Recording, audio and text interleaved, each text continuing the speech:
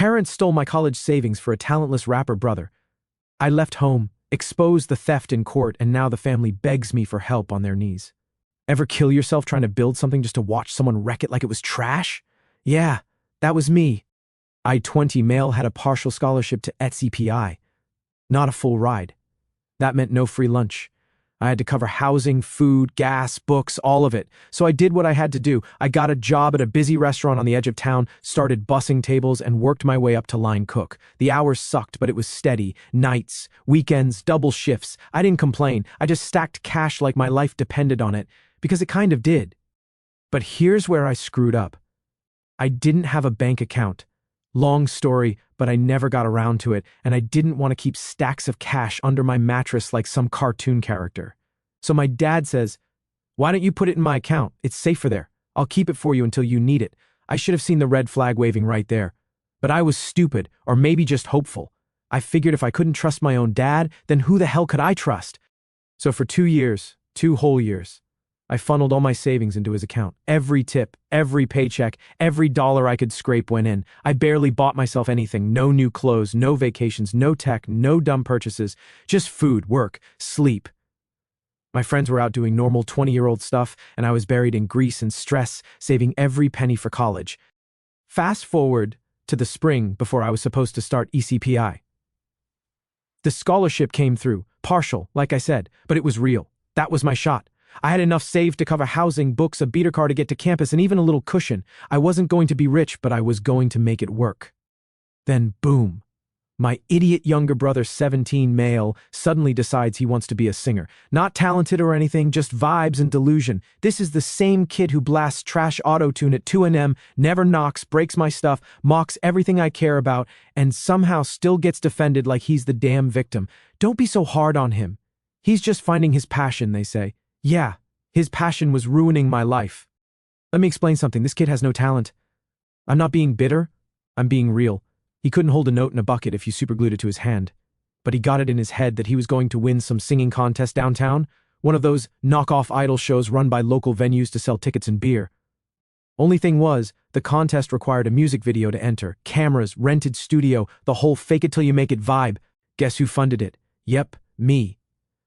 But I didn't know that until it was already done. My brother walked into my room one night like he was about to drop some earth-shattering truth and goes, "Hey, by the way, we used some of your savings. I needed to film my video. Didn't even look sorry. Didn't even try to sugarcoat it."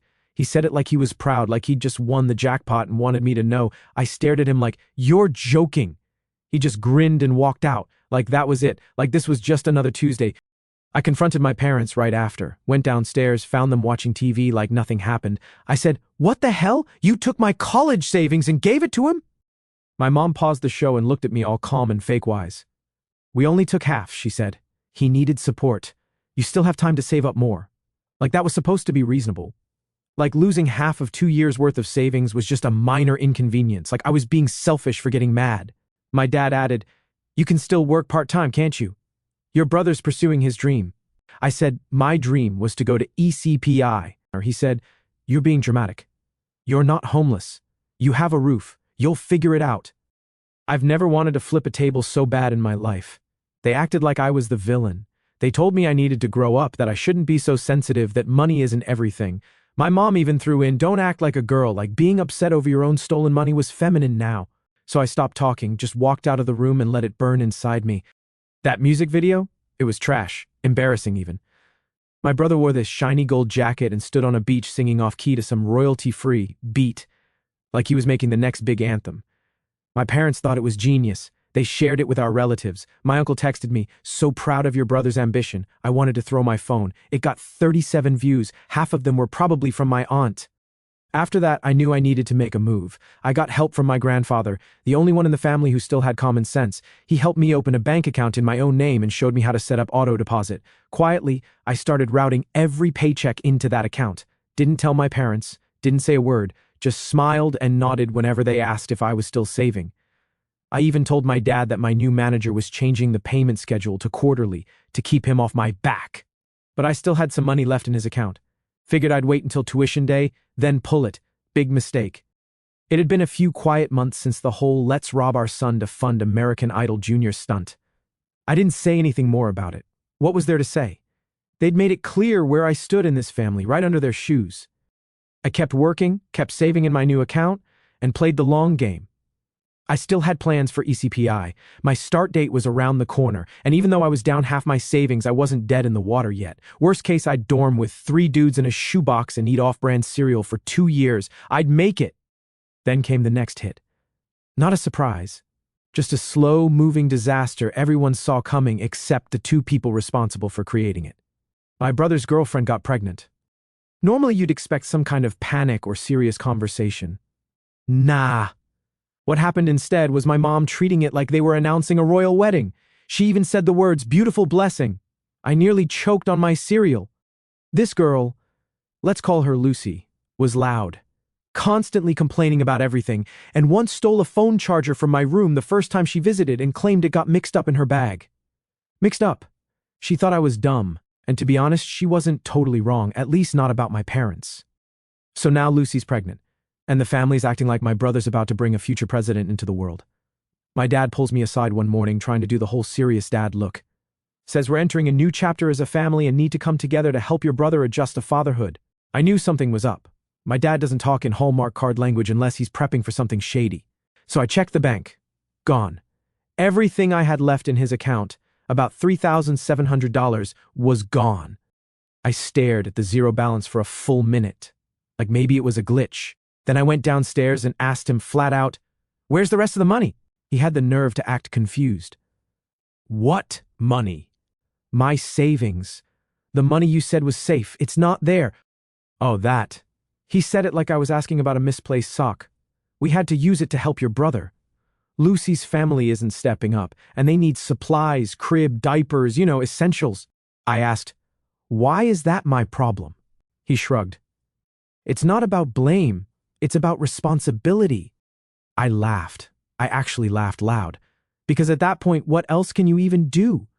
You work 2 years in a grease pit, eat instant noodles, skip birthdays, stack bills with discipline like you're prepping for war, and your dad uses the money to buy baby bottles for a child you didn't make with a girl you can't stand.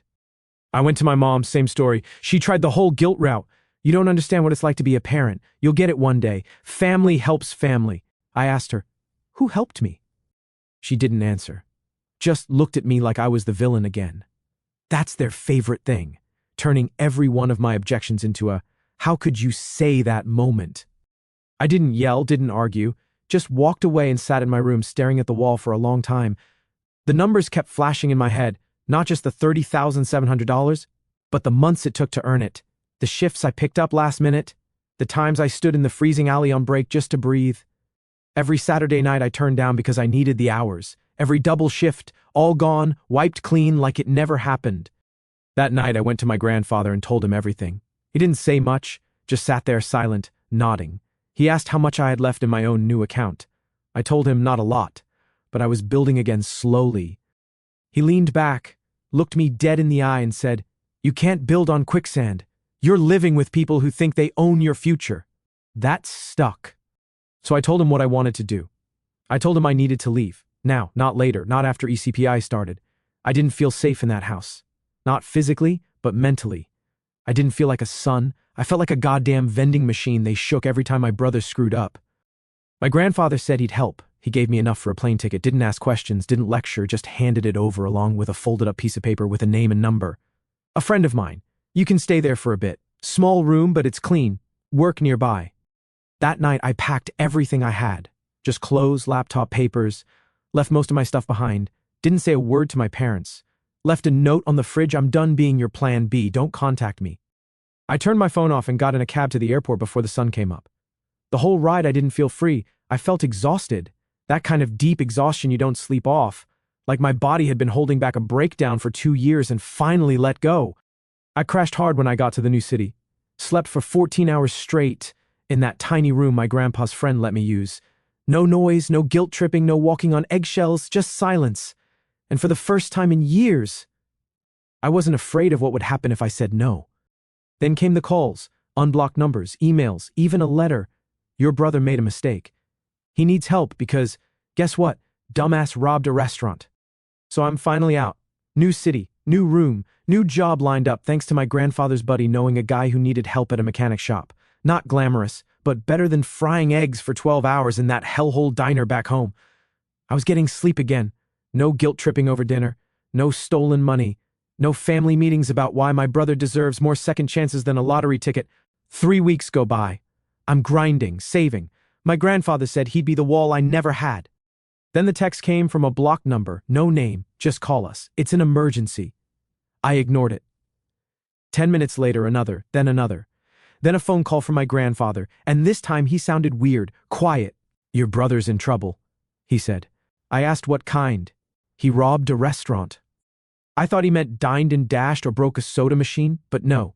This dude actually full-on robbed a restaurant, mask, fake gun, cash drawer, real deal stupidity.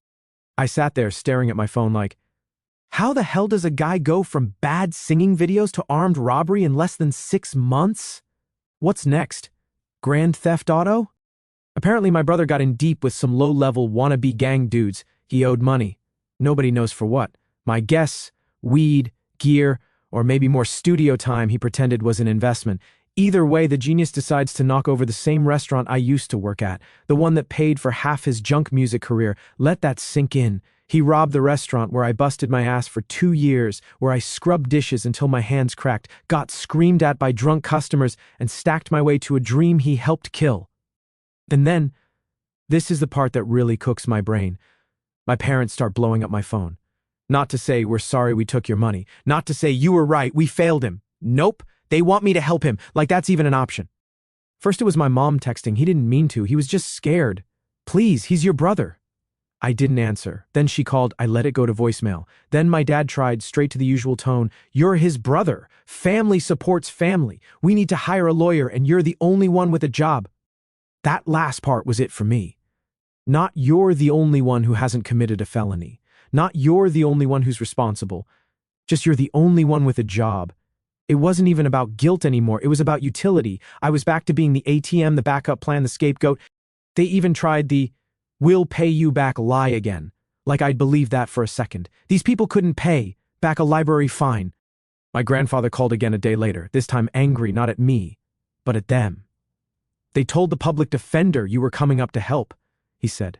I said, help with what? Money, bail, testimony, I don't know, but they're using your name. I hung up and let that marinate. They weren't just asking for help. They were setting me up to be part of the cleanup crew again. Like clockwork, like nothing had changed. And then I remembered something. I never told them where I moved, but I forgot one small detail. My brother had access to my emails back when we still lived in the same house. He probably fished through them one night when I left my laptop unlocked. Saw the ticket confirmation I forwarded to my grandfather. The city, the date, enough to figure out where I went. That was my mistake, but I wasn't going to let it grow. I called the public defender's office and asked if my name was listed as a financial contact. The lady on the other end said, oh, you're the older brother. We were told you'd be providing witness support and some funds for defense. I almost laughed out loud, like this was some court TV show and I was flying in to defend my brother's honor. I said, yeah, that's a lie. I'm not involved and I won't be. She sounded surprised, then kind of annoyed, like she was realizing she'd been fed garbage. She thanked me and said she'd remove my name from their file. But that wasn't the end of it. Of course not. That night I got an email from my mom, long, dramatic, full of crap. He's your brother no matter what he did. We're all hurting.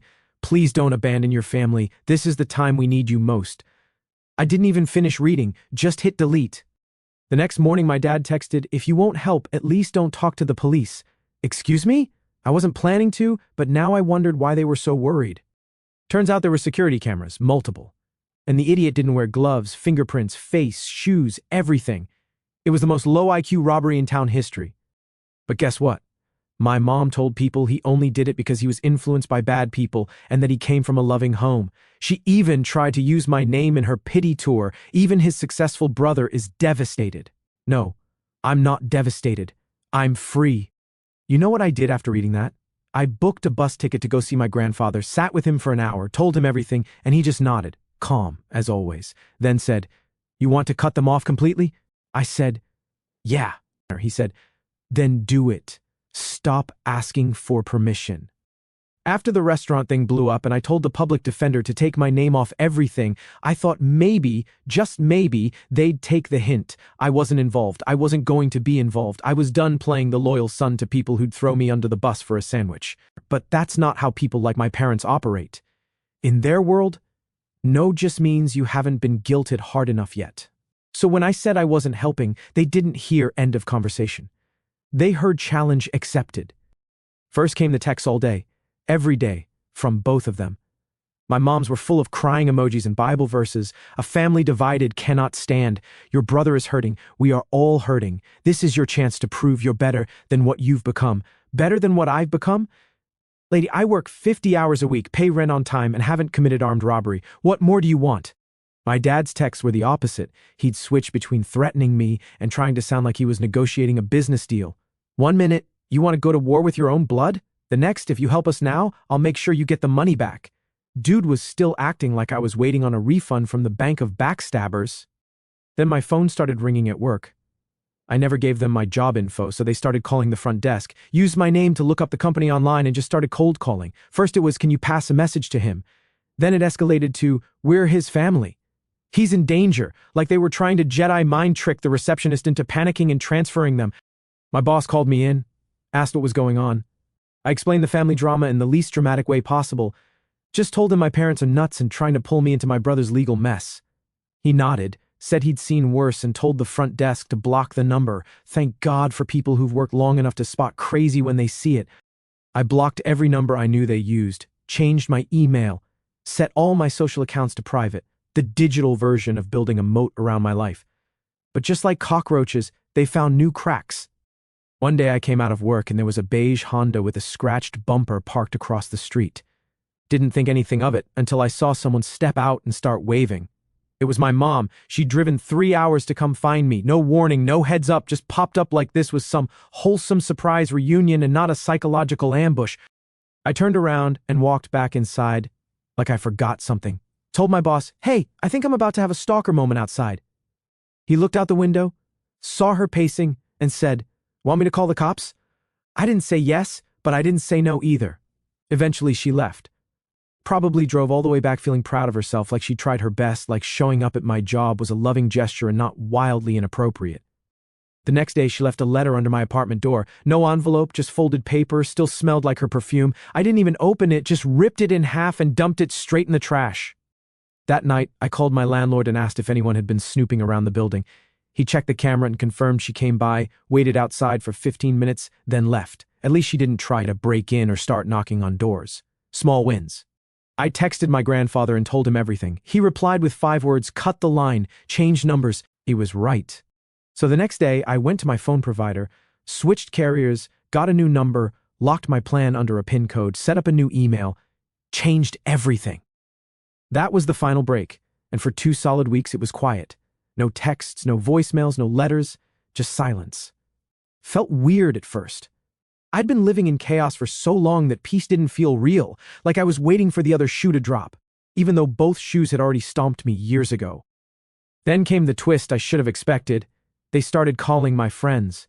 One by one I got texts from old high school buddies, old co-workers, even a guy I hadn't talked to since sophomore year. Hey man, your mom just reached out to me on Facebook. Said she's looking for you. Everything okay? Yeah, everything's fine, except for the fact that my parents are on a nationwide manhunt to guilt me back into being their unpaid lawyer and emotional punching bag. One guy said she messaged him, you're his friend. Please help him understand how much we love him. She didn't mention the part where they stole thousands from me and tried to emotionally blackmail me into saving their favorite child from jail time. I responded to every friend with the same message, please block them, they're not part of my life anymore. Most of them did. A couple didn't understand and tried to play peacemaker. I cut them off too. By the end of the month, my life had gone from constant noise to clean air, like I could finally breathe again. And you know what I realized? They weren't trying to make things right. They just wanted the same tool they always had. Me, the fixer, the quiet one, the fallback plan. That was never going to change. So I decided to change something else. I walked into a lawyer's office, not because I wanted to sue them. I knew I wasn't getting that money back, but because I wanted something in writing, a legal letter that said, this guy has no responsibility for his brother's case, finances, or support. Took 30 minutes, cost me $100. Best money I ever spent? The lawyer sent a copy to the public defender and one to their home address. Certified mail. No way they could pretend they didn't get it. That night, I slept like a baby. So after I filed that legal notice saying I had nothing to do with my brother's case or their circus of a family crisis, I thought I was finally out for good. Thought maybe they'd finally take the hint. Nah, these people don't stop. They just get louder. About 3 weeks after the legal letter was sent, I got a voicemail from a number I didn't recognize. Female voice, calm but official. This is with the local DA's office. We'd like to speak with you about a case in progress involving a former associate. I already knew it had to be my brother. I called her back. She was polite, professional, straight to the point. Said I wasn't in trouble. They just needed clarification because my name kept showing up in statements. Let me repeat that. My name kept showing up. I hadn't been involved with these people for months, but somehow I was still being dragged into it. I asked what kind of statements. She said, your brother has implied you were aware of the circumstances leading up to the incident and may have assisted financially. I laughed. I couldn't help it. I literally laughed on the phone. She didn't laugh back. That's when I realized this wasn't some small-town slap-on-the-wrist case. My brother didn't just walk in and scare a cashier. He had an airsoft pistol painted black and tried to break into the back office for the safe. The DA wasn't playing. They were charging him with attempted armed robbery and possession of a weapon with intent to intimidate. The real kicker? He was trying to drag me into it like we were a team. I told her I had all the receipts. Bank statements, job records, emails, showing I hadn't sent a single cent to anyone since I left home. She asked me to forward them. I did. She thanked me and said if they needed a sworn statement, they'd let me know. I hung up, stared at the wall for a while and thought, they really tried to pin part of this on me. I was pissed but not surprised. The next week I got a subpoena in the mail, not as a suspect, thank God, but as a witness. They wanted me to testify about the family situation, my brother's behavior, and my financial separation from them. In plain English, they wanted me to publicly say under oath, these people are nuts, and I'm not one of them. Fine by me. Court date rolls around. I show up in a dress shirt and jeans because I don't do suits. The courthouse smells like old paper and stress. My brother's already there, sitting next to his public defender like a bored middle schooler in detention. Hair longer, face puffier, probably from eating cheap ramen and county lockup. He looks at me once, no smile, no nod, just dead eyes. My parents are sitting behind him, dressed like they're attending a funeral. My mom's in all black, dabbing her eyes every 5 seconds like she's auditioning for a soap opera. My dad's in his old church blazer, arms crossed, jaw clenched. I sit across the aisle, alone. Didn't bring anyone, didn't need anyone. Dog goes first. They lay it all out, security footage, statements, the airsoft gun, witness reports. Then they start talking about motive. And that's where it gets wild. Because apparently my brother's new defense strategy was this. He was desperate. His family abandoned him. His brother took their shared savings and disappeared, leaving him broke and cornered. Shared savings. Let that sink in. He told the court we had a joint savings account and I bailed with the cash. That I betrayed him, and that's why he had no choice but to rob a place. Like we were some financial, Bonnie and Clyde, and I skipped town with the loot. Dad asked to call me to the stand. I walked up, sat down, swore in. First question. Do you and your brother share any financial accounts? No. Have you ever given him money since leaving home? No. Were you aware of any debts or issues that would lead him to rob a restaurant? No. And if I had been, I still wouldn't have helped. She nodded, then asked, why not? I looked at the judge, then straight at my brother and said, because I worked 2 years to save money for school. My family took it to fund his music video. Then when his girlfriend got pregnant, they took the rest. Then they expected me to pay for a lawyer when he committed a felony. I didn't abandon him, I escaped him. The courtroom went dead silent. Even the stenographer looked up. My mom started whisper crying behind me. I didn't look back, didn't blink. The DA finished with me quickly. Defense attorney didn't even bother cross-examining. What could she say? I stepped down and walked back to the benches. The rest of the hearing was just formalities. Judge refused bail, said the kid was a flight risk and a danger. Courtroom cleared out slowly after that.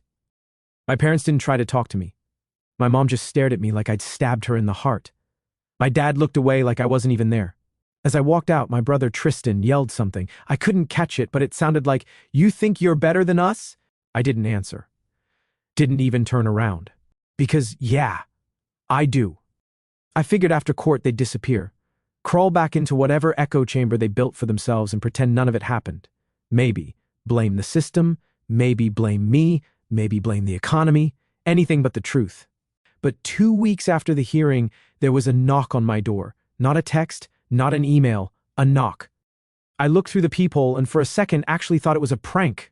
There they were, both of them. My mom in her weather-beaten cardigan, arms clutched around her purse like it had anything left in it. My dad standing stiff like a salesman, trying not to look like he was about to beg. I opened the door just wide enough to talk through it. Chain still locked. "You drove all the way here?" I asked. My mom jumped in before my dad could say anything. We didn't know what else to do. "Please, can we come in?" "No." She blinked. Like the idea of me saying no hadn't even occurred to her. Like the plan didn't include that part.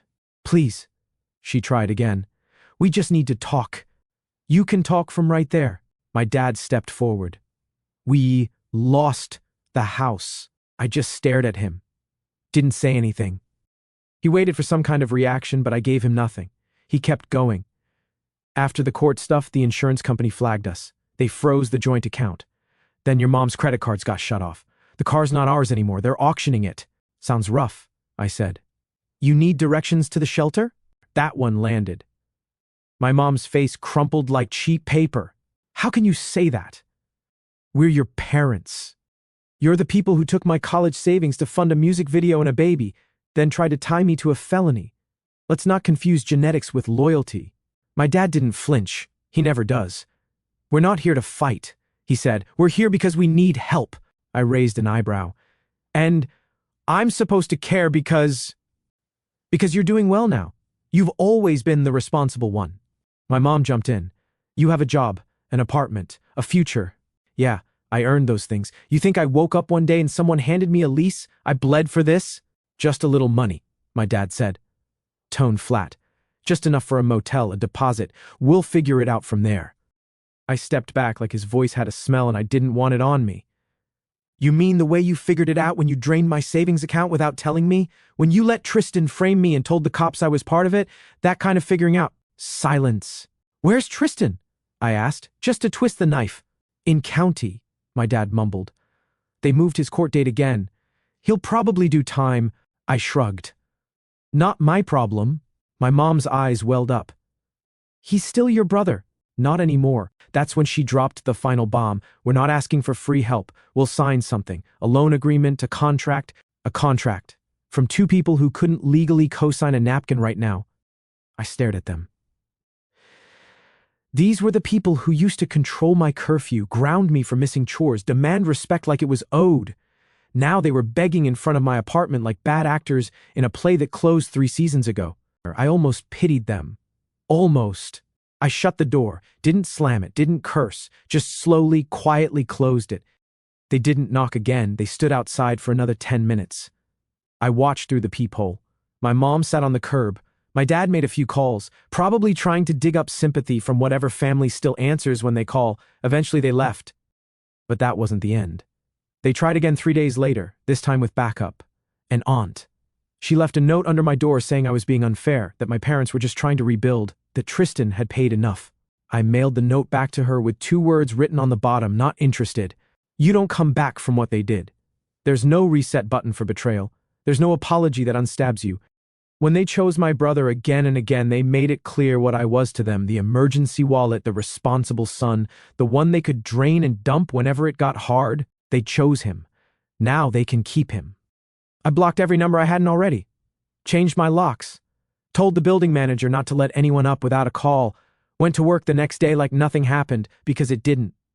Not really. People like that don't change. They just run out of people to leech off of, and they just ran out of me. It's been a year since I walked away. A full year of no family holidays, no guilt texts, no just checking in phone calls. Silence. Peace. The kind you don't know you need until you've lived most of your life without it. I kept to myself, worked, saved, went back to school part-time, found a used Camry off Craigslist, watched my credit score go from sad joke to respectable adult. Life was simple, not easy, but I didn't need easy. I needed clean, and I had that until last month. I got a letter in the mail. No return address, just my name written in my mother's handwriting, like that meant anything anymore. Inside, A printed letter with a bunch of copy-pasted legal terms, fake as hell, saying they were filing a family grievance against me for financial abandonment. Yeah, that's not a real thing. 2 pages of nonsense ending with, "You owe it to your family to step up. This is your last chance before we take further action." Further action? What were they going to do? Sue me for emotional coldness? I tossed it. Didn't even bother responding, just saved it in a folder in case I ever needed proof for a restraining order. A week later, they pulled the last card they had. They showed up at my job. This time just my dad. My mom must have finally figured out I was done pretending. He walked into the auto shop like a guy still clinging to pride he couldn't afford. Dress shoes scuffed, shirt tucked into jeans, like he couldn't decide if he was apologizing or going to court.